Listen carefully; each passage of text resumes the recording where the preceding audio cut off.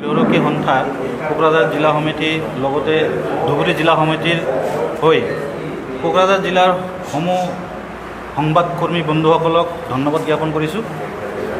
আজি press meat দিয়াৰ উদ্দেশ্য হ'ল আমি যোৱা 2016 চনত সুপ্ৰিম কোৰ্টত কেছ কৰা হৈছিল এটা আমাৰ গৃহৰক্ষীসকলৰ পুলিচৰ লেখীয়াকৈ কামৰ বেতন দিয়াৰ কাৰণে দৰমহা দিয়াৰ কাৰণে কেছ কৰা হৈছিলে আৰু সেই সুপ্ৰিম কোৰ্টে আমাৰ পিটিশ্যনৰ অনুযায়ী 2016 চনত ৰায় দিছিলে সমান কামৰ সমান বেতন দিয়াৰ কাৰণে এটা ৰায় প্ৰদান কৰিছিলে।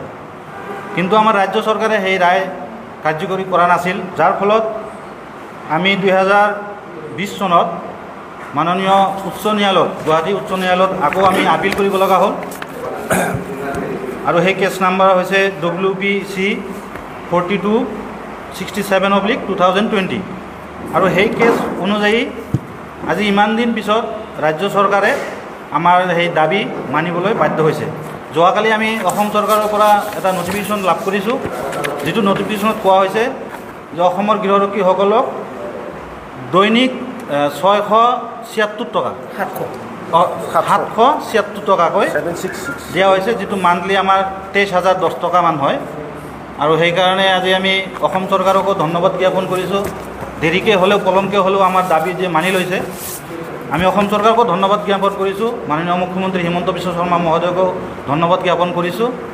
আৰু আমাৰ সেই কেছত গুৱাহাটী হাইকোৰ্টত যিটো আপিল কৰা হৈছিল, আমাৰ মাজত দুজন উপস্থিত আছে। কেছ কৰা আমাৰ যিটো পিটিশ্যনাৰ আছিলে আমাৰ কোকৰাঝাৰ জিলা সমিতিৰ সভাপতি মাননীয় জিতেন চন্দ্ৰ বৰ্মন আৰু ধুবুৰী জিলাৰ সভাপতি মিজানুৰ ৰহমান, তেখেত দুজন আমাৰ মোৰ সোঁফালে আৰু বাওঁফালে দুজন উপস্থিত আছে। ধন্যবাদ দিয়াৰ কাৰণেই এই উদ্দেশ্যে আমি সংবাদমেল আয়োজন কৰিছোঁ। কথা আছে, আমাৰ প্ৰথম দাবী কিন্তু আমাৰ দৰমহা বৃদ্ধি হোৱাটো নাছিলে।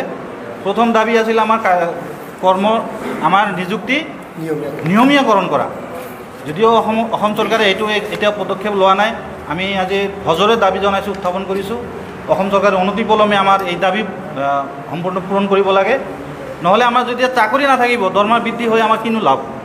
চাকৰি থাকিলেহে আমি দৰমহা পাম। গতিকে আমি 6 মাহৰ পিছত আকৌ 6 মাহ 1 বছৰ 2 বছৰ বহিব লগা হয় ঘৰত, তেতিয়া আমি দৰমহা নাপাম।